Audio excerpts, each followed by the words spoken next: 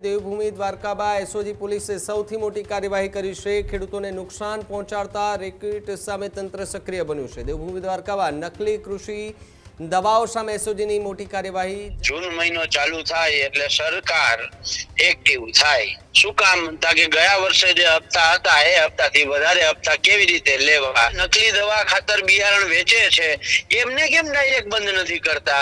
ત્યાંથી તો હપ્તા બાંધે છે સરકાર। 4G 5G કોટન છે એ આરોગ્ય માટે પણ નુકસાનકારક છે, એટલે એનું જે તેલ ખાય એ આપણે બધા જ ગુજરાતના નાગરિકો એનો ભોગ બનીએ અને કેન્સરનો ભોગ બનીએ છીએ। ત્યારે સરકાર એક બે જગ્યાએ 5 જગ્યાએ આખા ગુજરાતમાં દરોડા પાડશે, એને પકડશે, પછી હપ્તો વધી જશે, પછી એના સ્ટીકરો બની જશે અને એ સ્ટીકરો એમાં લાગી જશે, એટલે એ સ્ટીકર વાળાને પછી કોઈ નહીં પકડે। એટલે આ હપ્તા વધારવા માટેનું એક મોટામાં મોટું ષડયંત્ર છે।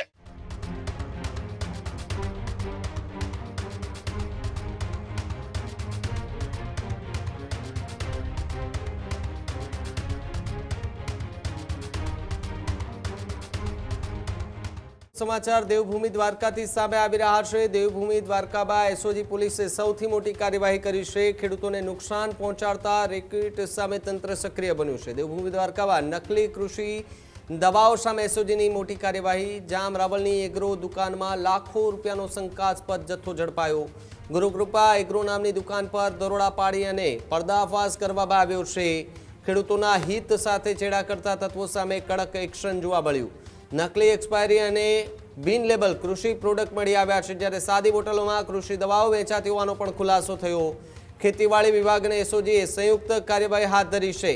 બીજી તરફ જો વાત કરવામાં આવે તો માલદેવ વડોદરા અને દિનેશ વડોદરા સંચાલિત સ્થળો જે છે ત્યાં આગળ તપાસ ચાલુ છે।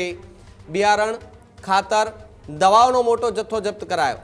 5.29 લાખનો મુદ્દામાલ કબજે કરાયો છે, જ્યારે 3.89 લાખનો એક્સપાયરી જથ્થો નાશ કરવા માટેની કાર્યવાહી હાથ ધરવામાં આવી છે। તો બીજી તરફ બાકીના શંકાસ્પદ માલના વેચાણ પર તાત્કાલિક રોક લગાવવાની કાર્યવાહી જે છે તે હાથ ધરી દેવામાં આવી છે। ત્યારે અલગ અલગ વિસ્તારોમાં હાલ તો તપાસ હાથ ધરી અને કાર્યવાહી તેજ કરાઈ છે। તો જે પ્રમાણે આપણે આ દ્રશ્યો પણ સ્ક્રીન પર દેખાઈ રહ્યા હશે કે જ્યાં મોટી સંખ્યામાં એક્સપાયરી ડેટ વગરનો જથ્થો જે છે તે અત્યારે ઝડપી પાડવામાં આવ્યો છે।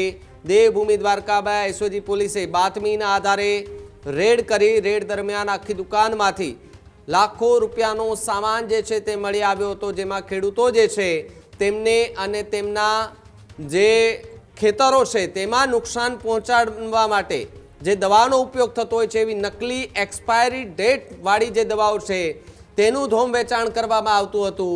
આ વેચાણ કર્યા બાદ જે ખેડૂતો લઈ ગયા છે તેમના પાકમાં શું કોઈ નુકસાન થયું છે કે કેમ તે અંગે પણ હાલ તો જે છે તે તપાસે હાથ ધરવામાં આવી છે। ત્યારે સૌથી મોટો સવાલ જે છે તે અહીંયા ફરી એકવાર ઊભો થતો જોવા મળી રહ્યો છે કે ખેડૂતો જે છે તેમને નુકસાન કરવા માટે આ પ્રકારની રણનીતિ કોણ ઘડી રહ્યું છે। ખેડૂત નેતા પાલ અંબલિયા મારી સાથે જોડાયા છે। પાલભાઈ, તમારો જે વિસ્તાર અને એ વિસ્તારની અંદર ખેડૂતોને નુકસાન પહોંચાડતા રેકેટ સામે તંત્ર સક્રિય થયું છે। દેવભૂમિ દ્વારકામાં નકલી કૃષિ દવાઓ સામે સૌથી મોટી કાર્યવાહી થઈ છે। નકલી એક્સપાયરી ડેટ વગરની દવાઓનો જથ્થો પકડી પાડ્યો છે। ભાવિક, મારો અવાજ આવે છે? જી જી પાલભાઈ। ભાવિક, મારો વિસ્તાર હોય કે આખું ગુજરાત હોય, મે મહિનો ચાલુ થાય, જૂન મહિનો ચાલુ થાય એટલે સરકાર એક્ટિવ થાય। શું કામ? તાકે ગયા વર્ષે જે હપ્તા હતા એ હપ્તાથી વધારે હપ્તા કેવી રીતે લેવા એના માટે। બરાબર છે? તમે જોજો, કારણ કે અત્યારે ખાતર, બિયારણ આની જરૂરિયાત ખેડૂતને સૌથી વધારે હોય છે, અને પછી હપ્તાઓ ફિક્સ થઈ જાય, હપ્તાઓ બંધાઈ જાય, પછી નકલી દવા, ખાતર, બિયારણ વાળા બેફામ થાય। 3 વર્ષ પહેલાની મને ઘટના યાદ છે। રાજકોટની અંદર કૃષિ મેળો હતો અને એ કૃષિ મેળામાં કૃષિ મંત્રી એનું ઉદ્ઘાટન કરવા આવ્યા હતા, અને એ ઉદ્ઘાટન કરતા હતા એની પાછળ જ 3G 4G કોટનની જાહેરાતોના હોર્ડિંગ લાગેલા હતા। તો જોયા જેવું એ છે કે જે ગુજરાતની અંદર, ભારતની અંદર, બરાબર છે, નામદાર સુપ્રીમ કોર્ટે પણ 3G 4G કોટન છે, બરાબર છે, એનું બિયારણ પ્રતિબંધિત કર્યું છે।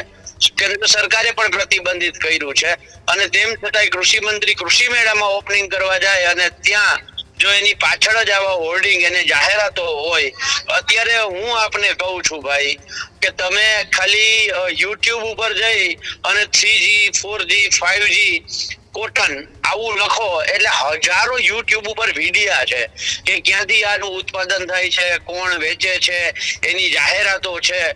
તો સરકાર, અને આ એક વખત નથી કહેતો, હું સતત 3જા વર્ષથી કહું છું કે તો સરકાર એ જે ઉત્પાદકો છે, જે વિતરકો છે, બરાબર છે, જે નકલી દવા, ખાતર, બિયારણ વેચે છે, એમને કેમ ડાયરેક્ટ બંધ નથી કરતા? ત્યાંથી તો હપ્તા બાંધે છે સરકાર. એટલે ખેડૂતને કોઈ પણ રીતે મારી નાખવો છે. હવે એ જે 4G 5G કોટન છે એ આરોગ્ય માટે પણ નુકસાનકારક છે અને એટલા માટે તો પ્રતિબંધ છે. એટલે એનું જે તેલ ખાય એ આપણે બધા જ ગુજરાતના નાગરિકો એનો ભોગ બનીએ અને કેન્સરનો ભોગ બનીએ છીએ. ત્યારે સવાલ એ થાય છે કે સરકારની નીતિ હપ્તા ઉઠાવવાની જ માત્ર છે કે ખેડૂતોને બચાવવાની છે? પાલભાઈ, આ કાર્યવાહીને કેવી રીતે જુઓ છો? એસઓજીએ જે મુદ્દામાલ પકડ્યો છે લાખો રૂપિયાનો, એ કાર્યવાહીને પહેલા કેવી રીતે જુઓ છો તમે? હું કહું છું ને કે આ એક પેટર્ન છે. જ્યારે મે મહિનો આવે એટલે અત્યારે ખેડૂતોને બિયારણ, દવા, ખાતર બધું જે ભેગું કરતા હોય, એડવાન્સમાં વરસાદ થાય એની પહેલા એની વાડીએ પહોંચાડી દેતા હોય છે. અત્યારે એ ખરીદીની એની સિઝન છે, ત્યારે સરકાર 1-2 જગ્યાએ 5 જગ્યાએ આખા ગુજરાતમાં દરોડા પાડશે, એને પકડશે, બરાબર છે. પછી આખા ગુજરાતના એગ્રો એસોસિએશન વાળા, બીજ ઉત્પાદકો, નકલી ખાતર ઉત્પાદકો, આ બધા જ સરકારને કહેશે કે ભાઈ તમારો હપ્તો આ વખતે આટલો વધારી દો. પછી હપ્તો વધી જશે, પછી એના સ્ટીકરો બની જશે અને એ સ્ટીકરો એમાં લાગી જશે, એટલે એ સ્ટીકર વાળાને પછી કોઈ નહીં પકડે. એટલે આ હપ્તા વધારવા માટેનું એક મોટામાં મોટું ષડયંત્ર છે. બિલકુલ. પાલભાઈ, આભાર જોડાવા બદલ અને વાતચીત કરવા બદલ. તો જે રીતે પાલ આંબલિયાએ પણ ફરી એકવાર સરકાર પર આકરા પ્રહારો કર્યા છે અને આખી જે ઘટના બની છે તેને લઈને પણ તેમણે સરકાર સામે સવાલો ઊભા કર્યા છે. આ જ પ્રકારની તમામ અપડેટ જોવા માટે ન્યૂઝરૂમ ગુજરાતને લાઇક, શેર અને સબસ્ક્રાઇબ કરવાનું ભૂલતા નહીં.